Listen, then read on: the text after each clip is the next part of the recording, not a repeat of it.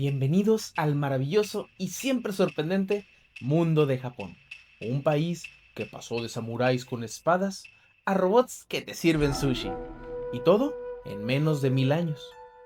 Esto comenzó en la época feudal, cuando Japón era básicamente una gran batalla de cosplay permanente. Los samuráis andaban por ahí con sus katanas, luchando por el honor, el bushido, la tierra y probablemente quien tenía el mejor peinado. Irónicamente, ni un pelo de tontos.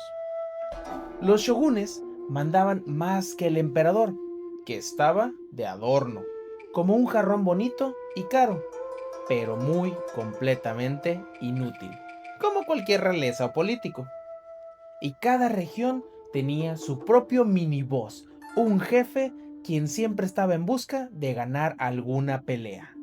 Luego, después de siglos de conflictos, traiciones, alianzas rotas y más giros de trama que una telenovela mexicana, llegó el shogunato de Tokugawa y dijo: Senso wa mo yobunda, mina, yogi yoku, shinasai. Básicamente, bájenle de huevos y vamos a calmarnos un rato. Y así, Japón entró en un largo periodo de paz. Cerró sus puertas al mundo y básicamente vivió como si estuviera en modo avión. Pero claro, nada dura por siempre. Y aquí llegó, en el siglo XIX, una serie de barcos negros con una bandera diciendo America, fuck yeah. Y el japonés dijo: ups, ¿y estos quiénes son? ¿Y por qué traen unos cañones tan grandes? Y de repente, todo terminó con un rápido y contundente flashazo en el cielo, mientras alguien, observando por su ventana, seguramente se preguntó: ¿está amaneciendo otra vez? Ah, Shibata. Después de tremenda nerfeada al servidor, empezó la modernización express. Se quitaron las armaduras y los outfits militares. Se pusieron trajes occidentales, construyeron trenes, metiéndole a los ni entiendo, y en tiempo récord pasaron de espadas a una potencia industrial. Hoy, Japón es el país donde la tradición y la tecnología van de la mano. Puedes visitar un templo milenario en la mañana y jugar con un robot mascota en la tarde. Ah, y no lo olvidemos, el anime, el sushi, los trenes bala y las vending machine, donde puedes encontrar hasta tu futura novia en venta. Y nuevamente, aquí están tus dos imperialistas idiotas de confianza, Santiago y José Luis, más otakus que imperialistas, hablando de un tema que nadie pidió, pero diciendo: ahí te va el contexto.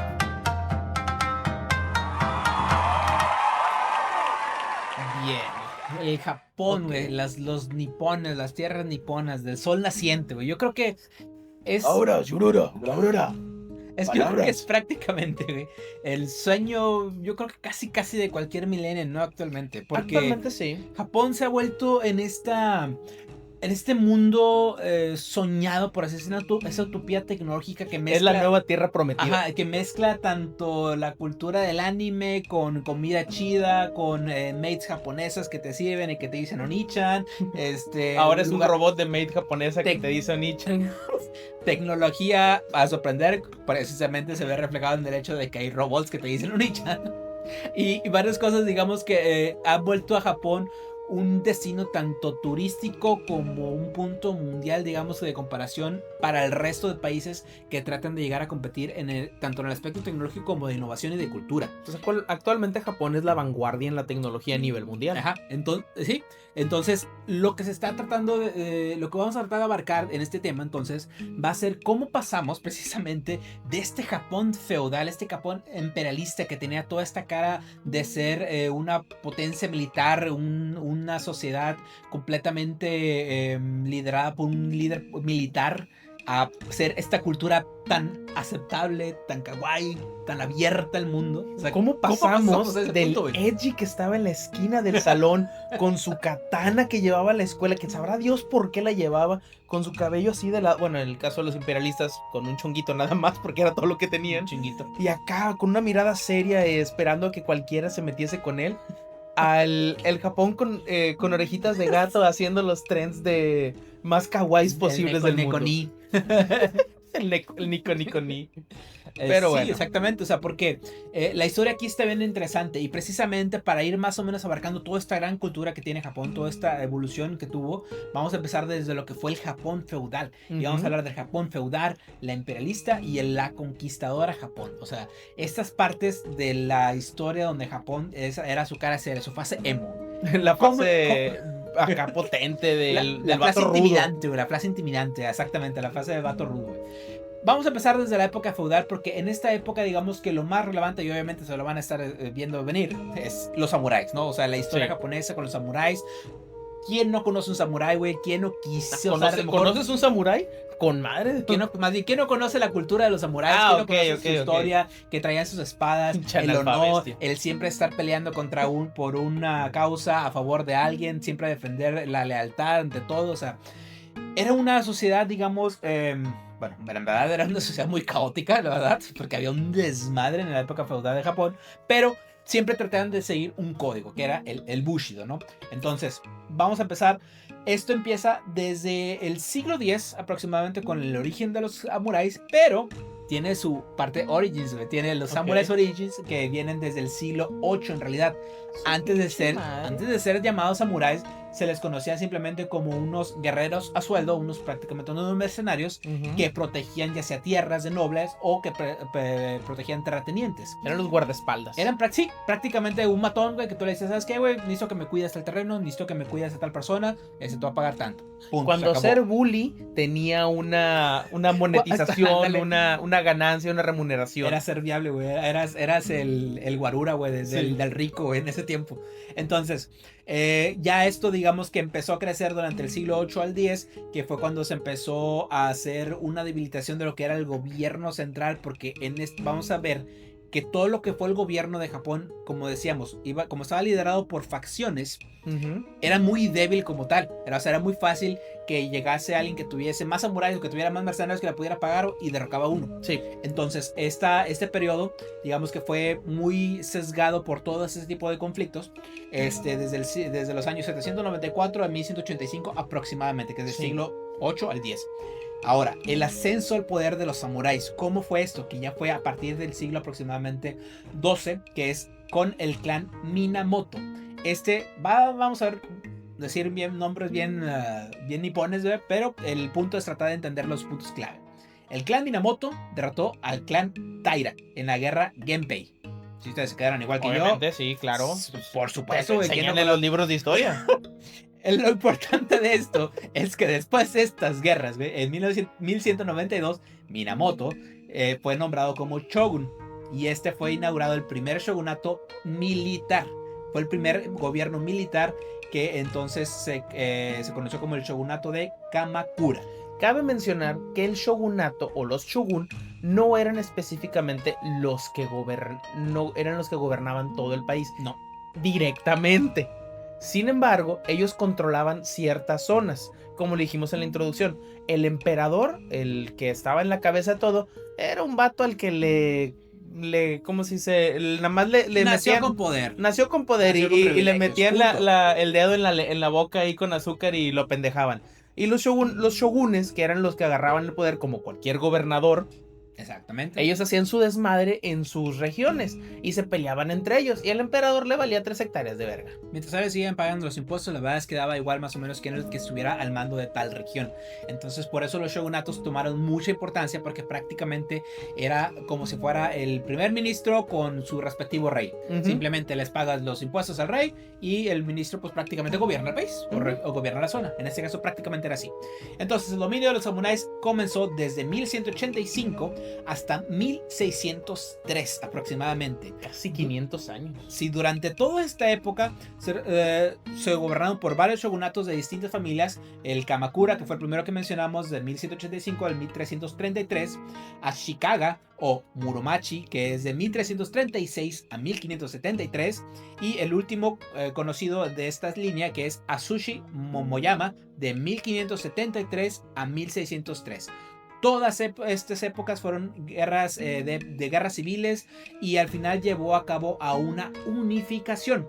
Es aquí donde ya la historia empieza a cambiar de esta fase del viejo oeste, pero viejo oeste en este caso, de donde había prácticamente gobierno sin ley, donde prácticamente era el que era más fuerte ganaba. Y el pueblo era regido por quien estuviera en ese momento enfrente del pueblo.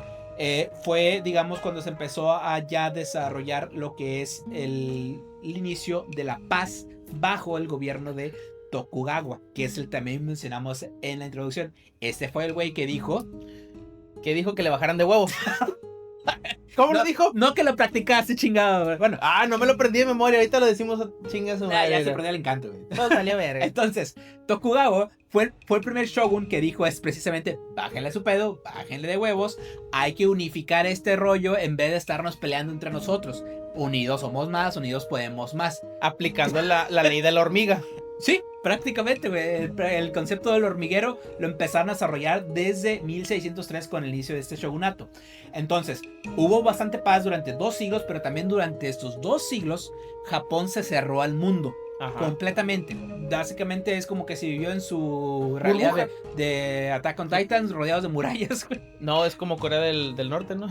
Pero sin tanto desmadre. Es más o menos el mismo concepto. Entonces, ahí en esta época ya dejó de haber tanto desmadre en las calles y empezó solamente a que los samuráis eran los que portaban armas. Entonces se hizo esta como si fuera tipo una campaña de desarmamentización, exactamente.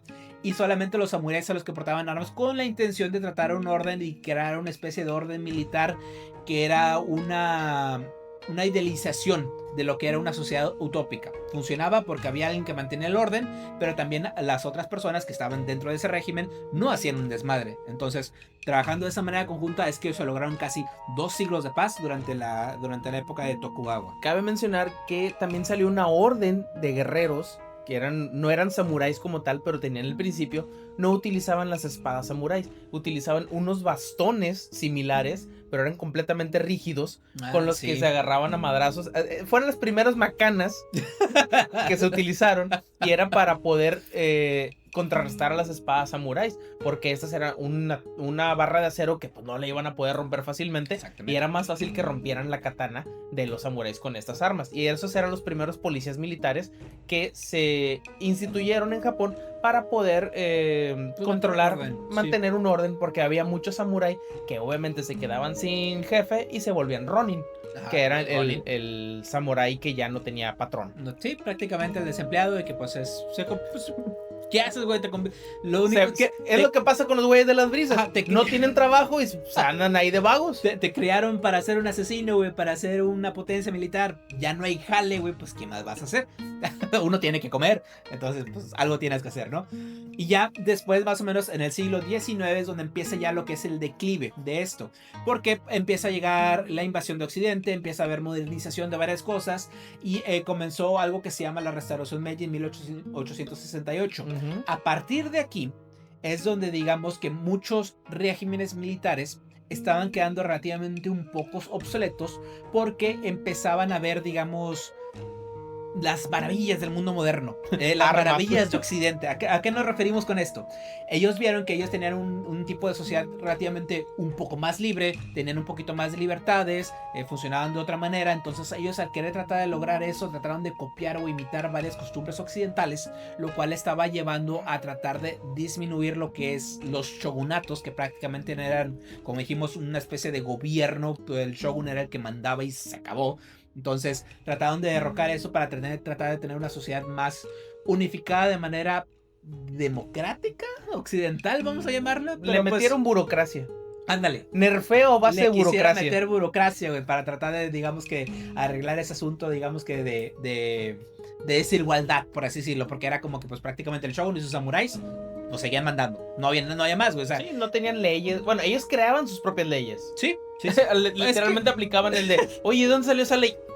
De aquí de mi cola. Mírala, aquí te la acabo de imprimir, recién salí. ¿La quieres? Mira, huélela. Entonces, por eso es que estas castas, digamos que de la sociedad, fuera de lo que era el shogun y sus daimios, que eran, digamos, que los señores feudales, que era, si estaba el emperador, estaba lo que es el shogun del área, y el shogun tenía daimios. Los daimios eran los señores feudales que prácticamente gobernaban regiones ya más chiquitas. Es como el gobernador y el presidente municipal, prácticamente, güey. Entonces, estos daimios y los shoguns tenían prácticamente toda la repartición del poder. Y en la sociedad, digamos que los que estaban obviamente en un perfil más alto eran los samuráis, que eran a fin de cuentas los que servían tanto a los daimios como a los shoguns. Luego eran los campesinos, los artesanos y los comerciantes. Prácticamente de eso se componía la sociedad. Irónicamente, los comerciantes Eran los más ricos. fueron los que fueron teniendo más poder al tener más bienes. Y eventualmente los comerciantes pues prácticamente gobernaron el Japón, ¿va? Pero pues ese es otro punto. Entonces, retomando lo que estábamos diciendo sobre el declive y el fin, que fue precisamente cuando empezó esta era de occidentalización del Japón, fue cuando ya empezó a haber todos estos disminución de potencia militar y tratando de llevar una sociedad más justa, vamos a llamar, ¿no? Ahora, ¿cómo se fue a la chingada todo este pedo? Aquí cabe mencionar que antes de todo que se fuera completamente a la chingada, hubo un pequeño lapso, chiquito, un paréntesis, donde los ingleses llegaron a Japón. ¿Y qué fue lo que trajeron? Además que los americanos trajeron mucho desmadre, los ingleses... No. Los ingleses trajeron a Dios. Pues sí. La más que... Fíjate que en Japón pasa algo curioso con las religiones, güey. De hecho, como tal, la cultura con la religión es... Vamos a llamarlo que es muy abierta. Japón es politeísta, significa que cree en varias deidades. Sin embargo, cuando vinieron los ingleses, trataron de hacer lo mismo que los españoles con México. Sin embargo, la cultura estaba muy avanzada. Ajá. Y lo que hacían, a base de tortura, pero era una tortura muy light al estilo inglés de, ay, te voy a pegar en los pies si tú no crees en mi Dios. Era muy light, entonces el cristianismo no abarca gran potencia en Japón. Se quedó como que un... Pero... Sí, mira, mete tu Dios aquí y pues ahí te lo... A ver si alguien lo quiere. Sí, como chance y pega, jala. Sí. Pues, quien quiera, que jale, ¿verdad? Pues, si no, nosotros vamos a seguir siendo budistas, vamos a ser shinteístas, lo que sea, pero... Taoístas, lo que sea. El punto es de que la religión en Japón sí se vuelve un tema de cultura bastante, vamos a llamarlo tabú, porque no es como que haya una segregación. Vemos, por ejemplo, que en muchos otros países del mundo, o en algunas otras naciones del mundo, hay mucho conflicto por religiones. En Japón es como que, bueno, ¿eres cristiano? Bien bueno. Por ti. ¿Eres shinteísta? Bien por ti. Güey. ¿Eres budista? Bien por madre, güey. No, ¿perteneces a una mayoría o minoría? Sí, pero nos vale madre, güey. O sea, es como que no importa. Y a fin de cuentas, eso digamos que no causó tanto impacto social. O sea, vale madre la religión, pero si el japonés, no trabaja, hijo de su puta madre, te voy a meter una putiza. Ese es otro tipo de... Esa es la religión de Japón. Esa es precisamente las buenas culturas que tiene Japón. O sea, es un país de tantos contrastes, güey, que es lo que vamos a tratar de precisamente abarcar en todo el tema. Entonces, fue lo que explicaba. ¿Cómo empezó a valer madre todo esto? Guerras. El mundo. Estados Unidos, Alemania. América. Que les encanta hacerla de pedo, digamos que con todos los demás. A los rusos también que les encanta, güey.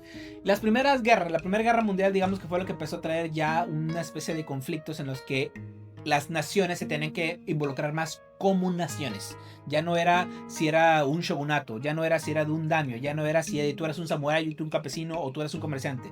Ya era una nación.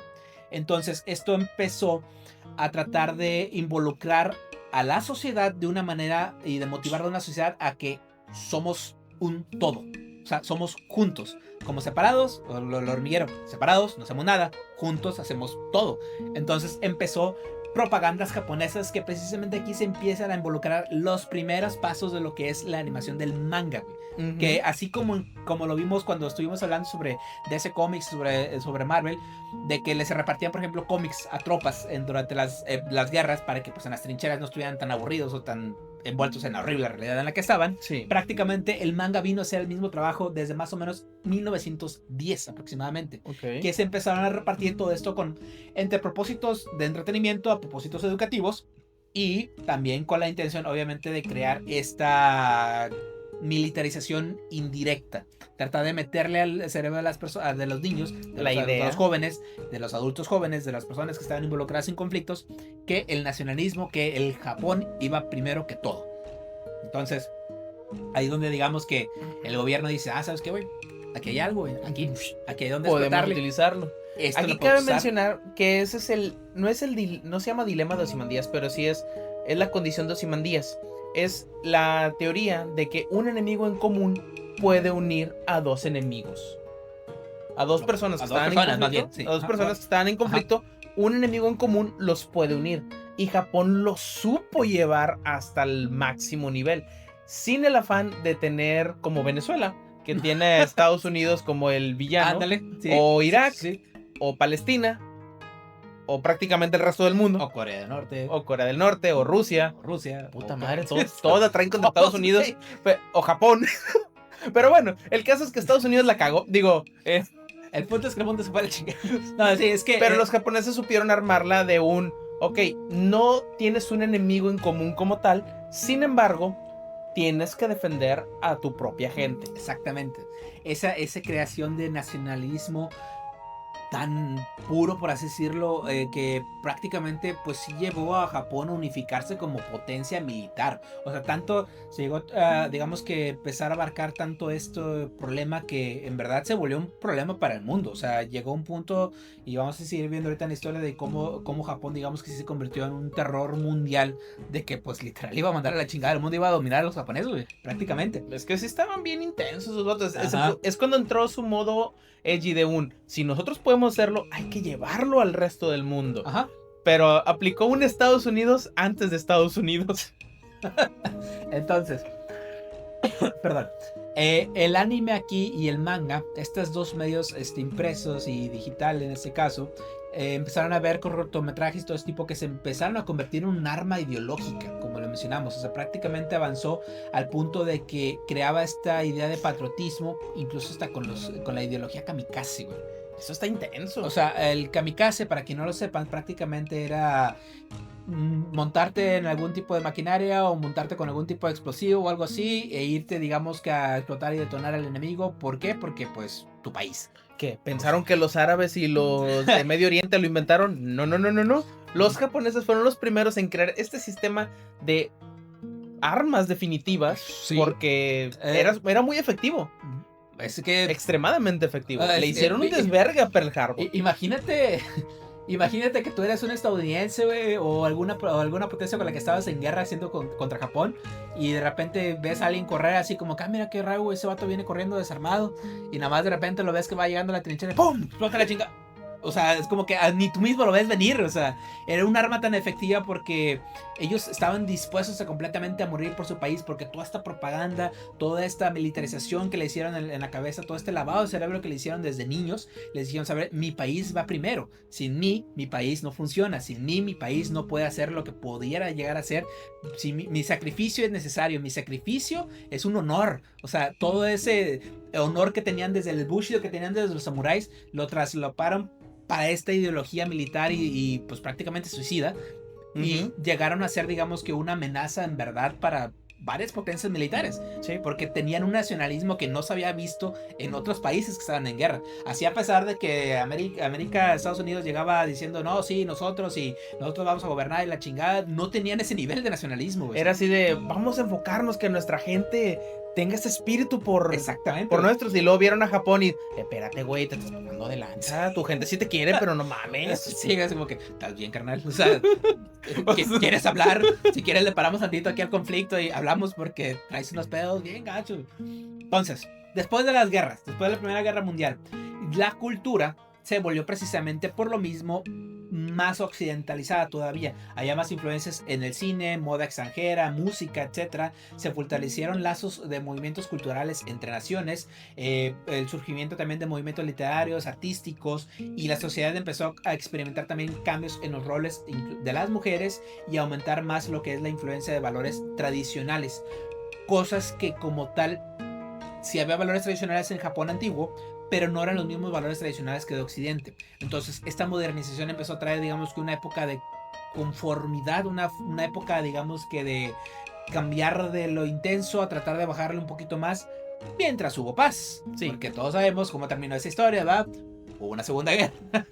Antes de eso, cabe mencionar que hay una foto registrada del primer cosplayer de la historia, que es de un europeo con un traje de samurái. Sí, sí, sí. Que el vato obviamente no sabía ni manejar nada, como cualquier cosplayer, pero ¿Sí? pero sí, el chiste es que ese es el primer cosplayer registrado entre comillas, porque se le denominaría cosplayer porque pues, estaba utilizando un disfraz de una cultura a la que él no pertenece. Los primeros gentrificadores.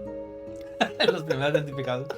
Prácticamente, sí, sí, sí. Entonces, viene la época de la Segunda Guerra, de 1939 a 1945.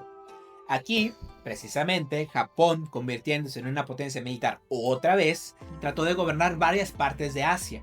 Entonces, Y lo logró. fue lo que llegó a invadir China, fue lo que también llegó a invadir Corea. De hecho, Corea lo tuvo mantenido bajo un régimen japonés durante mucho tiempo. Por eso ahí hay mucha rencilla entre surcoreanos y entre japoneses. Entre asiáticos se odian. Sí, güey. Excepto es con que, los de Tailandia. Pues no, güey, tampoco los quiero. O sea, No, es que hay unos güeyes, no, ¿cuáles eran? No, sí son ¿Cuáles los, eran no, los que- Filipinas.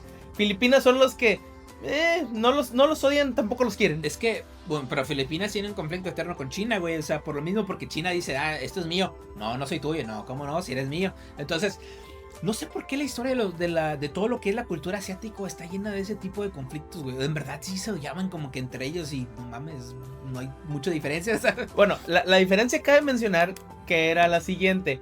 Es los chinos, los japoneses y el resto. Esa era la diferencia, güey. O sea, ok, puede ver que haya cambios físicos, güey, pero, o sea, sus Los culturas... chinos son los que no son tan amarillos, pero sí son más bronceaditos. Los japoneses son bronceados, pero más tirándole al mexicano, pero actualmente son muy blancos. Los coreanos eran más gorditos, Eran más amarillos. eran güey. más amarillos, más Porque amarillentos. No más que ahora la cultura de la... Y los del tailandeses skincare siempre han coreano sido femboys.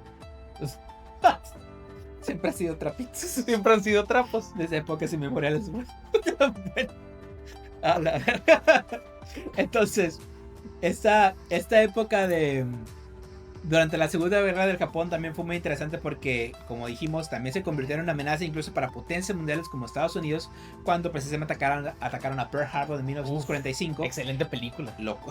Lo cual llevó a la Guerra del Pacífico. Digo, qué culera situación, pero qué buena película. Y fíjate que para esta, antes de que ocurriera lo que todos sabemos cómo terminó esta historia, El reinicio de Japón. el reinicio del servidor, en 1945 hubo una propaganda audiovisual que se llamó Momotaro Umi no Shinpei, dirigida por Mitsuyo Seo. ¿De qué trata? Es una tropa de animalitos, monos, osos, perros, que entrenan como soldados para una misión secreta. Se lanzan en paracaídas, invaden una isla, terminan venciendo a los enemigos y claramente una caricatura que es una caricatura de los aliados occidentales. Los animales están inspirados en los que están inspirados Momotaro. Es un personaje de un cuento tradicional, pero aquí está representado como un símbolo de un niño japonés perfecto, fuerte, obediente, noble y dispuesto a morir por su patria. Vaya, vaya. La animación japonesa haciendo de los suyos. O sea, obviamente aquí la intención está clara, ¿no? ¿Qué hemos dicho en este podcast? Véndelo a los niños, güey, y tienes éxito. En efecto. Entonces, México, la estás cagando un chingo. de hecho, güey. Un chingo, güey. No sé para qué putas le inviertes a personas que no valen madre. Si tienes los niños, puedes educarlos. Mínimo hazte nacionalista. No, espera. No, México está bien, déjalo así. No le mueve, güey. Entonces prácticamente aquí, obviamente, era venderle la idea militar a los niños y crearle ese sentido de nacionalismo desde chiquitos, desde morritos, güey. Entonces, lo ves animado, güey, lo ves bonito, con animalitos, con todo eso. Ah, mira, el animalito eso hizo. Ah, mira, yo me quiero aventar de un paracaídas también. Y dice, el animalito fue y se estrelló contra contra una base militar. Yo quisiera hacer eso cuando sea grande. No sé, güey, pero el problema... Chale, ¿cómo pasamos en la animación, güey, de animales kamikaze para educar a los niños, güey? A una pinche puerca que se mete en el lodo, güey, y hace puras pendejadas. El chiste de todo esto es que funcionaba, güey. Y jalaba muy bien. Y funcionó muy bien, porque en verdad sí se llevaron eso a un nivel de que ya fue cuando el mundo dijo, ¿sabes qué, güey? Japón se está pasando de lanza, güey. Hay que ponerle un alto. Oppenheimer, no mames. Ahí te encargo, güey. O sea, en verdad llegó a ese punto, güey. O sea, imagínate que este cabrón estaba en verdad porque... ¿Sabes? O sea, y dos veces. Sí, es... La primera es para que me escuches, la segunda es para que lo entiendas. Sí, tenías dudas de que no estaba hablando en serio, bueno, ahí te va otra. Entonces, y todo el mundo, espérate, Estados Unidos. Sí, estamos jugando, carnal. Sí, fue, pues prácticamente a base de la derrota de Japón fue por la que también todo el resto del país, pues como que, a la ver, no, pues ya se está poniendo más hardcore, güey, mejor. Ahí bueno, poco a poco, obviamente, fueron varios sucesos históricos, ¿verdad? Pero en parte a eso fue por lo que empezó a que hubiera... había un pedo del Tercer Reich, que era Alemania, Italia y Japón, que estaban en su pinche trifecta de vamos a conquistar todo el perro mundo, y cada quien por su pinche lado, y Alemania lo calmaron a punta de vergazos, con él fue literalmente a mano limpia. Con Italia dijo, chinga, ya reventaron me calmo, yo no hago nada. Y luego Japón, no, yo les voy a partir. ¡Pum! Reinicio. Exactamente. Aquí no pasó nada. Literalmente borraron todo. Entonces, ahora sí, después de que se reseteó el servidor, güey, después de 1945, para ser exactos, de hecho, el primer reseteo fue el 6 de agosto. De hecho, va a quedar muy cerca cuando va a salir este podcast, irónicamente. Sí. Y el segundo reseteo fue el 9 de agosto, los 3 días después. Después de 1945, de esas fechas, Japón obviamente pues fue sometido a que, ¿sabes qué? Ya no puedes tener ese tipo de ideologías. Encerraron a la bestia. Sí, le pusieron una máscara en mi cara y quisieron que fuera otra persona. Entonces, ¿qué es lo que pasó? Se trató de hacer ahora cultura de paz, trata de hacer una cultura democrática, de tener derechos civiles, de meterle más influencia occidental, de crece música, crece arte, crece la moda, todo, o sea, explota todo eso. ¿Pero qué dijo Japón? Bueno, ya estoy aquí, güey. Ya me hicieron aplacarme porque de sí o sí vamos a aprovechar el bug, ¿sí? Y Japón, güey, empezó una época de decir, bueno, ya no puedo hacer mi desmadre militar, ya no puedo hacer todo lo que yo pensaba hacer, vamos a renacer de otra manera, güey. Y Japón, y como el ave fénix, se pasó de lanza otra vez, güey, y Japón empezó a avanzar a pasos desproporcionados, güey, o sea, muy grandes. Sí, o sea, ya después de esto empezó obviamente a surgir todo lo que es el milagro económico, la globalización de Japón.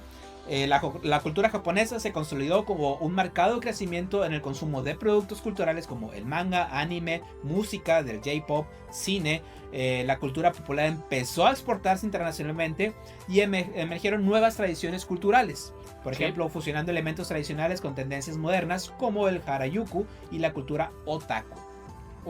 Entonces, aquí donde estamos en la actualidad.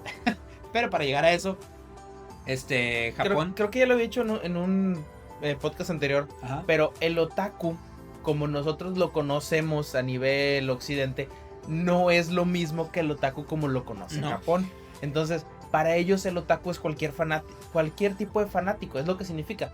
Bueno, literalmente otaku significa obsesionado por... que es lo que conlleva cualquier fanático. Y ellos lo llevaron a un nivel tan alto que actualmente el anime no hay lugar en el mundo, bueno, tal vez Corea del Norte, donde no se vea el anime. Tal vez alguna que otra isla de caníbales. Pero actualmente es...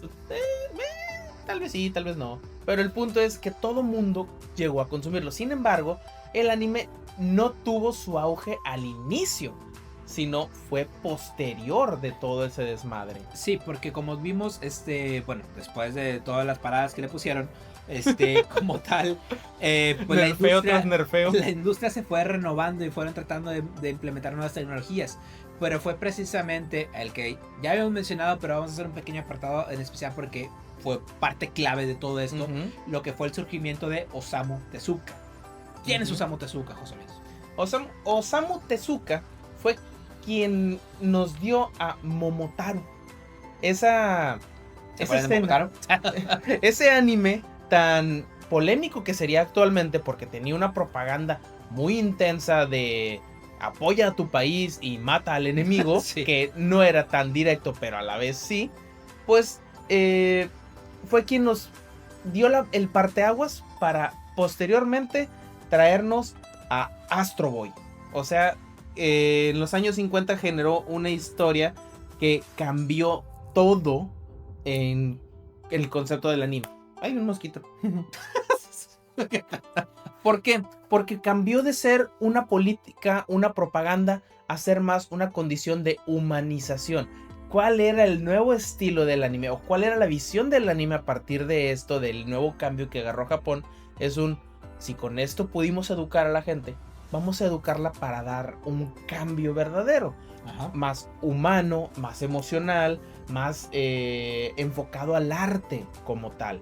Y eso nos dio un cambio abismal en los japoneses, porque era lo que consumían. Todos los niños tenían que consumir. No como aquí en México, que era no ves esa caricatura porque es del diablo. No, o sea, la verdad es que el anime ya ha tenido un rol bien interesante. O sea, todo lo que es el manga y anime tuvo, como le dimos, desde adoctrinamiento, militarización, nacionalismo, a pasar a humanizar, entretener, Culturizar. usar tentáculos de pulpo para raciones cocinables, razones muy cocinables. Yo no cuestiono nada. Pero, o sea, fue una evolución completa. Y todo Ujú. fue desde más de un siglo atrás. Entonces, esta persona, Osamu Tezuka, que pues es que dijimos se le considera como el padre del anime, porque fue prácticamente con él, con lo que digamos que esta parte se empezó a popularizar, llevar al mundo, donde el mundo puso también los ojos sobre Japón para ver cosas audiovisuales que no habían visto de otro lado del mundo, o que no habían visto ni siquiera en otras partes fuera del país. Entonces, también aprovechando en 1980, fue cuando Japón empezó a tener crisis económicas como en todo el mundo, pero empezó a innovar y meterle más galleta a la tecnología, la robótica y la automoción. Esto fue, digamos, que lo que ya empezó a ser los orígenes del Japón que conocemos actual, porque ahora es una nación conocida con una economía muy avanzada, con sí problemas demográficos, pero teniendo siempre un punto o una, ¿cómo se llama cuando tienes un peldaño importante, digamos, punto de inflexión? Ajá, en lo que es la innovación tecnológica, porque empezaron a crear procesos automatizados, empezaron a crear productos de calidad como automotrices, y empezaron a tener mucho desarrollo tecnológico. Le dijimos, ya le metieron a los Nintendos, le metieron a toda la tecnología que eventualmente Empezaron llegó a a apoyar. Occidente, y que eventualmente todo eso llegó a Occidente. Empezó, digamos, como un producto nacional que se llegó a importar al mundo y que actualmente sigue importándose al mundo. ¿Cuáles son los mejores carros que hay, güey? Toyota. Sí. Calidad, Nissan. Ya, Sí. que ya es más o menos, pero Toyota sigue siendo como que Los darte asiáticos. calidad. De hecho, hay muchas referencias en la cultura del coaching y del marketing y de la culturización actual que tenemos a nivel global de cómo es la cultura japonesa respecto a disciplina, tecnología, de que ahí literalmente puedes encontrar unos borradores, unos lápices de marca Mitsubishi, porque las marcas importantes no se concentran solamente en hacer un producto. Ajá. De hecho, ahí cabe mencionar, yo trabajé en una empresa de Toyota que se llama Toyoda. Es filial porque era el nombre original de Toyota, era Toyoda Gosei. Ellos primero hacían muebles, Ok. muebles y se enfocaban en todo lo que era esa cuestión. Y posteriormente conocieron Ford y les copiaron para hacer los vehículos, como Ajá. siempre funciona esto. Ajá. Y se generó como hermanas. La Toyota es quien los fabrica y Toyota es quien los vende. Oh, ok. Fíjate, si no sabía. Yo sabía que era Toyota Gosei, sí lo había visto, pero la verdad no sabía. Toyota ¿Por Gosei qué? fue el original. Y Toyota Gosei creó manuales de Lean Manufacturing, que es el manufactura esbelta, Ok. que es con lo que la mayoría de industrias a nivel mundial se ha mantenido como escuela, porque tienen Ok. toda una escuela que no puedes encontrar fácilmente en línea. De hecho, los que trabajan en esa empresa, en empresas de Toyota, es como que, trabajaste en esta empresa, está con madre, porque ya vienes con toda la educación Ajá. que no vas a obtener en ningún otro lado. Y es un Ok, o sea, manual, crearon escuela crearon en lo una que son escuela. los fundamentos de la manufactura. Ujú. Entonces, tienen Vaya. literalmente un pinche manual de este vuelo, que es de Lean Manufacturing, y ese es el tomo 1, en el que te enseñan cómo funciona todo, y es tan detallado. Ahí cabe mencionar que los japoneses llevaron la burocracia a un nivel tan absurdamente bien hecho, Tan que es absurdamente eficaz. tan absurdamente eficaz, Ajá. porque todo te lo llevan a procesos. Sí, me vas a enseñar cómo hacer algo, estructúralo, dame Ok. una guía de estudio para que yo lo pueda hacer. Y Ok. falló algo en una máquina, vete a la línea de donde está la biblioteca de los Al manuales, plan de acción. al plan de Así acción en ok. caso de... Y tú checas los manuales y en caso de que falle este específico situación, tiene una Vas lista acá. de códigos, sí, y te manda así. Y es Ah, este mira qué código te efectivo, manda güey. es extremadamente bien efectivo. Y te digo, lo que es Toyota, todo eso tiene una estructura increíble. Eso es de lo mejor que aprendí a nivel de industria. Y es un concepto tan sencillo que es absurdo. Es un mira, analiza, resuelve.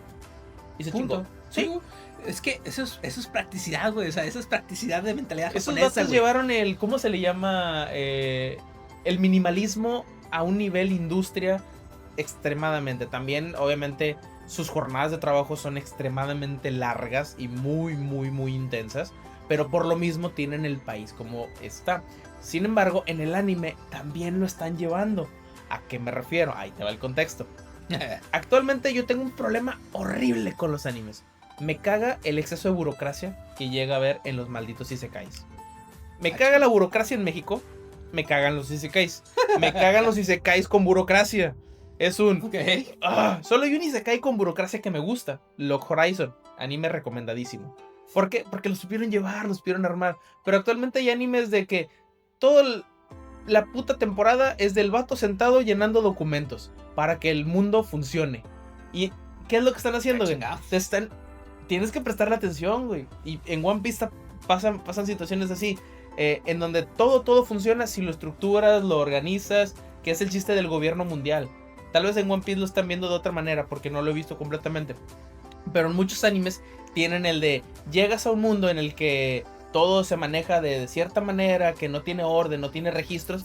Y llega el japonés a ¿qué? ¿Qué es lo primero que hace? Burocracia. Échame documentos, organiza todo, vamos a estructurar el sistema, vamos a crear un sistema que funcione.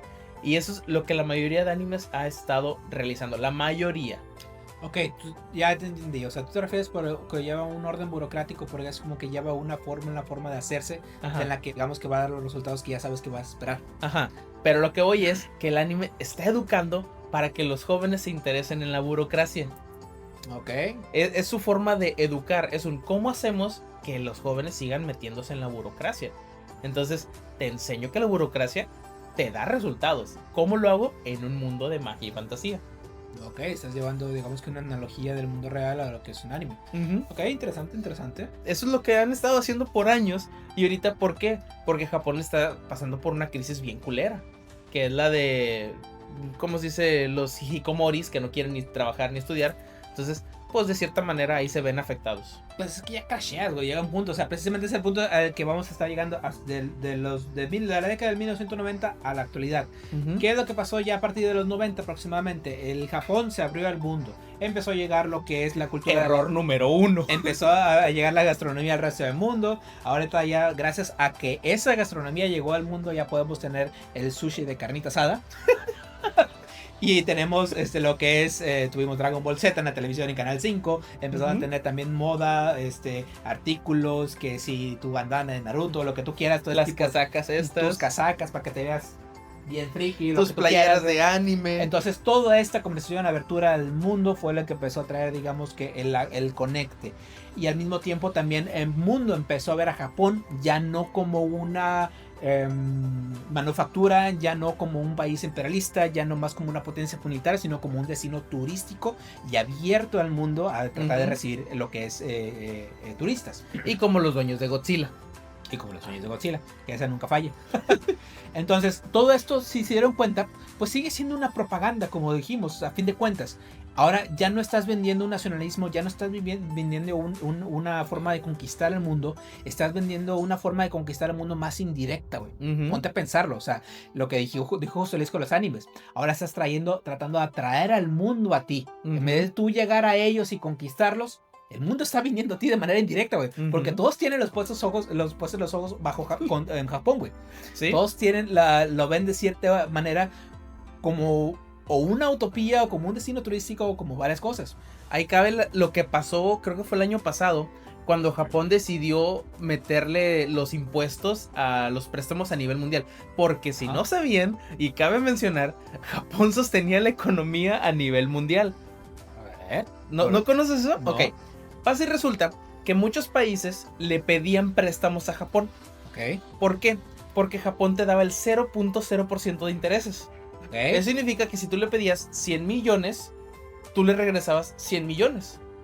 En el periodo, o sea, no. Ajá, en el tiempo que te tomara, no había problema. Entonces Japón se le ocurrió decir, oigan, yo veo que todos ustedes tienen intereses, tienen unos impuestos. ¿Qué pasa si les pongo el 0,05% de impuestos? Estalló el conflicto. Todo el mundo, en especial los pinches gringos, espérate, no mames, güey, ¿cómo que me vas a cobrar impuestos? Entonces todos empezaron, le regresaron su dinero y es ¿y ahora cómo le van a hacer los demás? Japón se sostuvo y hubo una pequeña crisis económica. No sé si llegaste a saber de ello. Afectó más a nivel industria. Ajá. Las industrias estaban en no mames, ¿y ahora cómo le hacemos? Pues Japón está retirando los fondos. Ajá. Porque todos se lo están regresando. Japón dijo, pues bueno, yo me quedo con mi feria. Japón ya no les presta. Hubo uno que otro que dijeron, pues sabes qué, pues sí me conviene. Y pues no se vio afectado. México casi no nos pegó, pero Estados Unidos sí. Por eso Trump se puso con sus pinches desmadres después. Pero lo que fue hace 1 año, 2 años sí afectó. Pero Trump se fue más con los pinches chinos porque los chinos son otros que quieren gobernar el mundo. Es que fíjate que las culturas asiáticas, a mi parecer, comparten una forma de conquista en común, güey. Ok. Ahí te va cuál es mi teoría. El orden que tienen los japoneses, los chinos, los coreanos, digamos que son las culturas asiáticas a lo mejor más conocidas. Obviamente sé que no son las únicas, pero digamos, vamos a hablar de ellas tres. Es una forma de atracción distinta y cada quien funciona a su manera, pero el punto es que les funciona. No sé si sepan que más o menos China, por ejemplo, tiene un plan según como, no para gobernar el mundo, pero sí para tener un impacto, una influencia a nivel mundial para el 2050. Literal, es un plan que así se encuentra, que es el plan chino para el 2050. Ok. ¿Cuál es la intención? Obviamente, dominar mercado, obviamente ser potencia mundial, tener, digamos que influencia en varios países distintos, por ya sea cuestión de población, por cuestión de influencias económicas, influencias políticas, etc. Los coreanos más o menos tienen el mismo auge que Japón con las cosas que te atraen allí. Que está de moda ahorita súper explotado, el K-pop. Sí, todo lo que tiene que ver con el K-pop. O sea, es una industria billonaria en la que digamos que tú quieres imitar al coreano, güey. O sea, tan así es de que quieres comprar sus productos, quieres verte como él, quieres escuchar su música, quieres participar en su cultura. Todo lo quieres hacer de manera coreana, güey. Güey, me acordé de un pinche chiste. Bueno, no es un chiste, es una chava que lo decía en serio. Se tomó una foto diciendo... Yo me siento que no soy de este país, yo debí haber nacido en Japón porque yo me identifico mucho con su cultura. De hecho, hace poquito iba caminando y me encontré con una señora que me estresó y indirectamente dije Shine, que significa muere, y dije, estoy cambiando mucho de mi cultura. Yo, no mames, pinche nopal aquí. Esa anécdota de mamás. La peor es que estaba en la fila de las tortillas, güey. Entonces sí me acuerdo de esa anécdota. Entonces Japón más o menos hace lo mismo, güey. Pero atrayente, pues obviamente con lo que es el anime, la cultura, el ir a ver la cultura milenaria de Japón, mientras que al mismo tiempo, como dijimos, te atiende un robot mate en algún café. Entonces, todo eso te atrae a ellos. Es una forma, digamos que de los asiáticos, de tratar de en verdad de dominar el mundo. Sí. Y lo curioso, fíjate, haciendo énfasis en hay un dato muy curioso que me gustaría mencionar. Por ejemplo, cómo también llegan a tener la influencia similar a lo que dijiste con Japón los préstamos. Sí. China, vamos a tomar a China otra vez como por ejemplo. Ya les dijimos que tienen un plan para dominar el mundo para 2050. Bueno, no todo es con dinero, no todo es siendo la potencia número 1. También va con población. Hay un país... Sin embargo, lleva dinero. Lleva dinero, pero indirectamente. Entonces, hay un Cálmate, país... Carlos Muñoz. Vamos a conquistar sin usar ni un solo peso. Para eso Te voy a dar un utilizaremos consejo millonario. estos pesos. Para que te hagas millonario sin un solo peso. Entonces, por ejemplo, vamos a tomar en consideración un país africano que se llama Namibia. Namibia hace poquito llegó a mi atención por la historia que tiene, porque es un país potencialmente de los más ricos del mundo. ¿Por qué?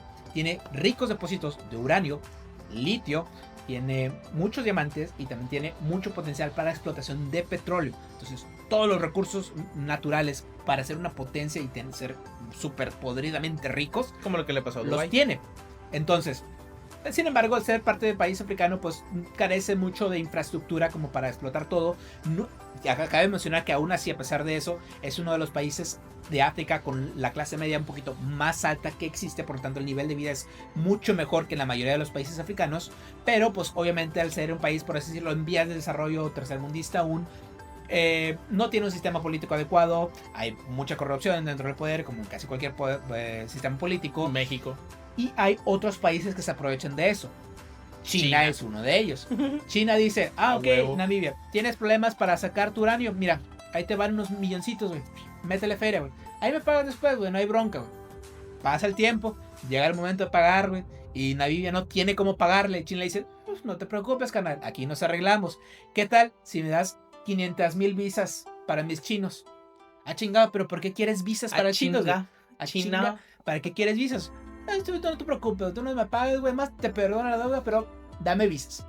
No, pues el gobierno dice, ¿sabes qué? Está con madre, güey, me ahorraron un chingo de feria, unos vinieron para mi bolsillo, otros fueron para allá la infraestructura, pero pues a todos les conviene, ¿no? Hay que tomar en consideración que, por ejemplo, Namibia es un país relativamente pequeño, aproximadamente de 2.5 millones de personas de población. ¿Qué pasa si, por ejemplo, le metieras esas 500,000 visas chinas, güey? Y llegan 500,000 chinos con derecho a votar, con derecho a establecerse, con derecho a reproducirse, con todos los derechos de vivir en otro país porque tienen una visa válida para vivir y establecerse. Ser como Ahora, que una cuarta parte de... Una cuarta parte ahora del país son chinos, güey. Ahorita.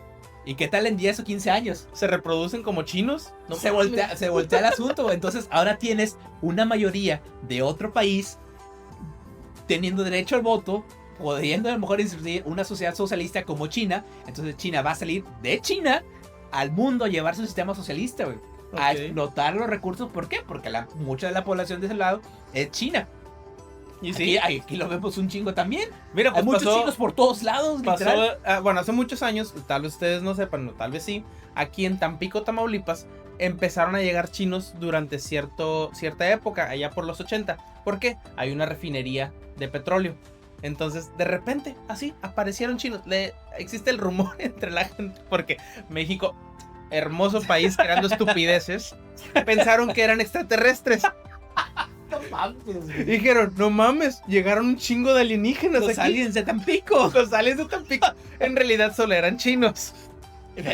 No, eso es serio, eso es serio. Gente que tenía creencias pendejas. Pero Tampico tiene su propio población de chinos que está creciendo, que creció a nivel absurdo. Y actualmente, lo que es Matamoros, lo que es Reynosa, tiene una población de chinos absurdamente grande. Ya tienen. Sí. Tenemos tenemos centros comerciales en Matamoros, como hay en todas partes, y había tiendas grandes como, ¿se acuerdan de FAMSA? Que ahorita creo que ya no existe en muchas partes del mundo. Bueno, la tienda que era enorme de FAMSA, que abarcaba, ¿qué te puedes imaginar? Casi la mitad de un Smart, actualmente está llena de una tienda china. Pero tienda china ¿Sí? enorme. Creo que es la tienda china más grande de aquí de la región. Hay mucha. Matamoros se convirtió en tienda de chinos, güey. De hecho, hace poquito salió una nota. No sé si la llegaste a ver. No me acuerdo en qué periódico, que decía que prácticamente en el centro estaba plagado de tiendas chinas. Y Bastante. es que sí, güey. Y de hecho, como curiosidad, una vez que yo andaba en el centro precisamente buscando algo en una tienda china. Pues, ¿dónde más? Es que no mames, tienen todo. Estaba buscando una misma cosa en varias tiendas. Entonces, pues literal solamente me movía cuadras entre el centro y me iba caminando porque todas están pegadas. O sea, y hay bastantes. Lo curioso es de que, pues, al momento en el que yo llegué a la primera tienda, llegó un chino, que asumí que era el dueño o si no el encargado. ¿Por qué? Porque ese chavo llega, ni saluda ni nada, güey. Llega, se mete a la caja, ve como que los movimientos, bla, bla, saca dinero, se va. Yo, como les dije, hice recorrido de varias tiendas porque estaba buscando algo en específico. Busca el mismo chino. No lo encontraba. Llegué a la otra tienda, llegó otra vez el mismo chino, güey. Ah, no mames. Sacaba O dinero. tal vez eres racista, güey, y era un chino diferente. No, güey, porque venía hasta el mismo carro. El carro sí lo reconozco. bueno. A él no le puede distinguir, pero el carro sí, güey. Entonces, llegó a 3 tiendas distintas, a las mismas 3 tiendas a las que yo fui, güey, a retirar el dinero. O sea, son propiedades del mismo chino, güey. Sí, es bueno, de hecho es un grupo de chinos Ajá. que están, ya tienen rato aquí y han estado trayendo pues sus productos y más a su propia gente para traerlo, nada más que pues la forma de trabajar de ellos de hecho es muy estricta y tienen horarios Ajá. muy pesados y te pagan relativamente muy poquito. Como buen Porque chino. no están no están afiliados a lo que es México. No pagan impuestos. ¿Por qué crees que no aceptan tarjetas? No, ya aceptan. Ah, no, sí. Sí, Nah, no, en las aceptan. tiendas del centro no. Pero en la tienda de los chinos, la que está en Sendero, sí. Ah, bueno, esa es otra. Esa sí aceptan. Esa sí es de otro chino. Pero, sin embargo, aceptan tarjeta, pero no con los bancos normales de aquí de México. Chingón, entonces, ¿para qué aceptan tarjeta, güey? Usan las de Mercado Pago, las otras tarjetas, las cuentas que no te generan un historial crediticio en México. Cuentas que tú Ok. puedes utilizar a nivel extranjero. Ajá. Cuentas que tú puedes mover las condiciones de banco sin ningún problema hacia PayPal, y PayPal es a nivel mundial. Sí, claro. O sea, es una manera de poder utilizarlo sin pagar completamente todos los impuestos. Sí, es que la verdad es que ellos tienen, digamos, Sígueme para más tips de lavado de dinero. ellos tienen toda su estructura, funcionan como dijimos, como un hormiguero. Y Ujú. esa obviamente sin querer generalizar, pero esa ideología asiática siento que se lleva muy bien en al menos esos 3 países, China, Corea y Japón. Sí. Y Japón aplicando una estrategia distinta en vez de conquistar, de estar en todos lados presente o algo así, es como que poco a poco se fue metiendo, poco a poco te fue trayendo cultura, poco a poco te fue trayendo animación, te trajo anime, te trajo manga, te trajo comida, empezó a atraer gente a su país, güey, y poco a poco se puede llegar a convertir en un tipo de potencia, no a lo mejor a nivel de China, porque China sí se está pasando de rosca, güey, pero a lo mejor sí puede llegar a convertirse otra vez en una potencia mundial, en un peligro mundial, porque ahorita ya no escuchas a alguien de que, ay, sí, quiero irme a Estados Unidos, güey, me encantaría ir al país de Trump. De hecho, no, ahora es el No, nuevo sueño. Te quieres ir a Japón, te quieres ir a algún país es más, te quieres ir a Canadá, te quieres ir a Europa, te quieres ir a algún otro país, te quieres ir a Corea. No sé por qué chingas alguien se quisiera ir a Corea, pero se quieren ir para allá. O sea, ese es el punto. Ya no buscas la antigua potencia mundial. Ahora estás buscando otras cosas y te atrae esas cosas. Eso es lo peor de todo, porque sí te atrae, güey. Si quieres estar allá, sí. Todos dicen, no, sí, de perdido quisiera estar una semana, 2 semanas en Japón, güey. Me encantaría vivir una buena temporada ahí si pudiera. Y se me hace muy increíble cómo la globalización de Japón, desde los 80 hasta los 2000, no ha pasado tanto tiempo y ya es una cultura ya no en ascenso, sino completamente dominada, sí, completamente desarrollada. Porque, ¿qué te gusta? Hace 20 años a la gente no le gustaba la cultura, era como que era una minoría los que les interesaba la cultura de Japón o la cultura del anime, y actualmente hay alrededor de 5 o 6 convenciones al año, al menos aquí en Matamoros. Más en esta ciudad, sí, de distintas. Es a nivel absurdo, o sea, cómo se ha globalizado hasta el punto de que ya ni siquiera los japoneses tienen que hacer los eventos. La misma cultura ajena exactamente hace las cosas tú por lo ellos. buscas, güey. O sea, tú buscas ese tipo de cultura ya no te la tienen que vender. Ya tú solo vas y la buscas. Pero haciendo ya nada más un pequeño paréntesis en esto para cerrar ese contexto, me gustaría decir que hay una mosca en el pastel, güey. Alguien le echó caca al pastel, güey. Que es precisamente los extranjeros, porque a pesar de que tú estás completamente atraído hacia esta cultura, la cultura japonesa todavía sigue teniendo un nivel de tradicionalismo bastante grande. Sí. Que marca mucho la pauta entre si tú eres un turista o eres algún visitante extranjero, a si tú eres en verdadmente un japonés. Y ese último punto es el más importante, porque nadie es más estricto con un japonés que otro japonés. Y peor aún si el japonés se da cuenta que eres mestizo. Te tratan como la mierda. Es que también vuelvo a lo mismo, es parte, yo siento que esta ideología asiática. Como los mexicanos tratamos a los whitexicans, así los japoneses tratan a los mestizos. Nah, pero se me hace poco, güey, porque estoy seguro de que si el whitexican se invita al pisto, güey, a cualquier persona le va a caer bien un whitexican. Es que bueno, acá, sí, güey, no. tienen muy marcada la segregación entre ellos mismos. O sea, tienen muy marcados los estándares sociales, tienen muy marcados los estándares de belleza, tienen muy marcados los estándares en cuanto a lo laboral, tu círculo familiar, todo ese tipo de cosas, con quién te relacionas incluso, que te hacen una persona buena o una persona mala. O sea, ya son juzgadores al 100%. Yo soy por eso que, o sea, a mí me encantaría sí, ir a Japón, güey, vivir su cultura así, pero yo no quisiera vivir en Japón, güey. Yo no quisiera vivir tampoco en Corea. Mucho estrés. O sea, todos viven bajo todos se quieren medir bajo la misma regla. Y todos tienen que medir lo mismo. Y quien se salga de esos estándares es visto como una paria social. O sea... Y cabe mencionar que Japón tiene una dualidad tan increíble a nivel estadística. Porque tiene la estadística más alta de felicidad a nivel mundial. Y a su misma vez, espérate, paradójicamente hablando, tiene la tasa de estrés laboral más alta a nivel mundial. ¿Quién era el país más feliz? ¿Era Finlandia? ¿Islandia?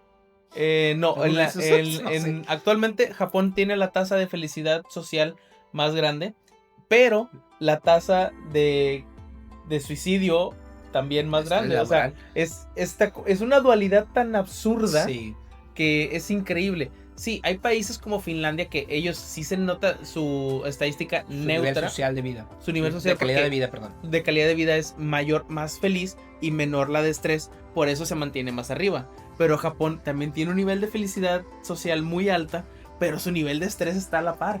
Okay. Entonces no puede estar en las primeras posiciones porque, pues güey, si tu nivel de estrés está a la par de tu felicidad, está como que no mames, espérate, algo está mal contigo. Exacto, porque ellos viven todavía bajo mucho la idea de esto del hormiguero, mucho la idea del nacionalismo, que fue lo que impulsó a Japón a hacer lo que es ahorita, la verdad, porque era... Trabaja duro y dale más horas a la empresa y da más horas para tu país y da más horas por eso. ¿A cambio de qué? Sacrificar tu vida social, sacrificar tu tiempo con la familia, sacrificar a lo mejor tu tiempo de descanso, tu calidad de vida, etcétera. Todo, ¿por qué? Por tratar de llevar a Japón hasta acá, hasta donde está ahorita. Y eso precisamente provocó lo que ahorita mencionamos, los de Kikimoris, ¿no? ¿Cómo se llaman? Los hijikomoris. Aquí en México les llaman los dinis. Que prácticamente es... Ya crashó el sistema, güey. Ya no funciona el hecho de tener sobreexplotarte laboralmente, ya no funciona el tratar de ser parte del hormiguero, ya no quieres seguir apoyando eso porque ya llega tu misma sociedad dijo, ya güey, ya te pasaste de lanza, ya crasheamos, ya eso se fue a la chingada, porque ya no funcionamos de esa manera. Ya no quiero ser eso, ya no quiero ser parte de la sociedad, ya no quiero ser uno más. Ahora, a su estilo, tal vez muy ni de su parte como mencionamos, pero ya no quieren ser parte de la sociedad. Y al momento de salirse de ella, Japón se empieza a fracturar de cierta manera. La estructura, todo eso se empieza a fracturar. ¿Por qué? Porque dependían de que todos estuvieran trabajando en conjunto. Y actualmente hay un porcentaje de la población, no es muy alto, pero tampoco es muy bajo, que no quieren estudiar, no quieren trabajar. Aquí es donde viene el gran cáncer de la humanidad, el tesoro que se ha guardado con los años, la idiotez colectiva. ¿Y cuál es este? Los influencers, los youtubers, los streamers, que de hecho hay un estudio, lo compartí hace poquito, toda aquella persona que tiene cierto grado de fanatismo, ya sea una celebridad, un streamer, un influencer, que lo sigue casi a nivel religioso, y ojo, también aplica en cuestiones de religión esa condición, se genera una condición de coeficiente intelectual deficiente. ¿Ok? Eso significa que entre más sea tu nivel de fanatismo, estás más pendejo. Prácticamente. Entonces, muchos japoneses actualmente están cayendo en su fanatismo a un nivel absurdo. Entonces, se está perdiendo el conocimiento a nivel absurdísimo. Cada vez hay gente más pendeja. Y no solamente en Japón. Lo estamos viendo aquí en México. Lo estamos viendo en España. Que España actualmente está sufriendo una crisis absurda. Tierra de youtubers, prácticamente. Tiene toda una ciudad para influencers. Y otros países como Argentina también lo están viendo a un nivel totalmente sacado. Entonces, sí, al menos Japón está trabajando en que su gente no caiga en esto. Pero como dijimos, los jóvenes, los adultos ya son casos perdidos. Ya. ¿Dónde vas a verlo? ¿Dónde vas a afectarlo? Niños. Los niños. Los más jóvenes, exactamente, los que apenas están creciendo con esto. Y pues bueno. Y los adultos los conviertes en llanta y listo. Okay. Entonces, pues sí. Esto digamos que ya nos lleva a finalizar este tema de cultura, de cómo pasamos precisamente de ese Japón feudal, de ese Japón agresivo, sin Del ley, edgy, el rudo, del rudo, el badass, conquistador, imperialista, al chambeador, al mentalidad de hormiguero, al que luego fue el traje de oficinista para, digamos, que al tratar de salaryman, al ahorita el hikikomori, güey. O sea, fue toda una evolución porque la cultura japonesa sigue estando muy presente, sigue siendo muy grande, pero está cambiando ya. ¿Qué es lo que le va a pasar? De parar, pues vamos a ver, porque pues la verdad es que hay muchos pronósticos, sin embargo, existe la posibilidad de que eventualmente el sistema se crashee, pero Japón ha demostrado romper sus propias rupturas, levantarse, y no sabemos, puede que en algún momento todos esos hikikomoris se conviertan en salarymans o los manden a un isekai. También es posible. Con la tecnología todo es posible. Entonces, conclusiones finales. Pues en lo personal, si te gusta alguna cultura de algún país, disfrútala, apréndela, pero siempre ten tu pensamiento crítico objetivo. Es muy interesante lo del nacionalismo y todo, cómo enfocarte por tu país, pero en lo personal yo pienso que tienes que ver por ti mismo para que el resto del mundo pueda avanzar. Si tú no ves por ti mismo, el resto del mundo, créeme, no avanza. Exactamente, yo también pienso más o menos lo mismo. Creo yo que la individualidad te da un cierto sentido de destacar, de querer ser uno mismo, pero la verdad es que también uno no puede pensar completamente individualista en una sociedad. O sea, forzosamente tienes que funcionar de alguna manera, y creo yo que eso es parte, digamos, de lo que fue el encanto de la cultura japonesa, que te aprendiste cómo llevar todo eso. Ya vimos desde procesos industriales, con procesos completamente funcionales y minimalistas, hasta cosas de entretenimiento que también siguen más o menos el mismo protocolo, y cómo más o menos te sigue atrapando a pesar de toda esa cultura. Vamos a ver cómo le va, vamos a ver cómo evoluciona, vamos a ver si como quiera el mundo no se va a la chingada entre alguna guerra con algún otro país. Vamos a ver todavía falta mucho para eso. Vamos a ver si llegamos a ver el regreso del Japón feudal, el Japón imperialista. En noviembre vemos si hay guerra mundial o no. Es que en noviembre se decide quién va a ser el gobernante económico a nivel mundial. Ahorita se propone que va a ser Estados Unidos para el cierre de año. El cierre de año económico es en noviembre, para que se decida quién va a ser el nuevo líder, para que en febrero del siguiente año inicie como nuevo campeón mundial. Lo que es entre diciembre y enero no hay condiciones de guerra económica, es una condición muy curiosa, pero en noviembre se decide si China es el nuevo líder económico mundial o Estados Unidos se mantiene. A lo que yo veo hasta ahorita es que Estados Unidos, con sus pendejadas, se va a mantener como el gobernante económico, la casta. Sin embargo, puede que los chinos apliquen la del mexicano indirecto. ¿A qué es lo que digo? México durante años ha estado mandando mexicanos para conquistar Estados Unidos. Sí. Mal organizado, pero lo estamos haciendo. Sin querer, eso no fue planeado. Te puedo asegurar que eso no fue planeado. No, pero los chinos sí lo están planeando. Entonces, puede que en unos años más vuelva otro conflicto económico y ahora sí estalle la verdadera primera o segunda guerra económica mundial. Vamos a ver, pues ya que, pues ya estamos aquí, estamos montados ya. ¿Qué más da? Eso fue Ahí Te Va el Contexto con José Luis y Santiago, y pues nos vemos la próxima semana. Adiós.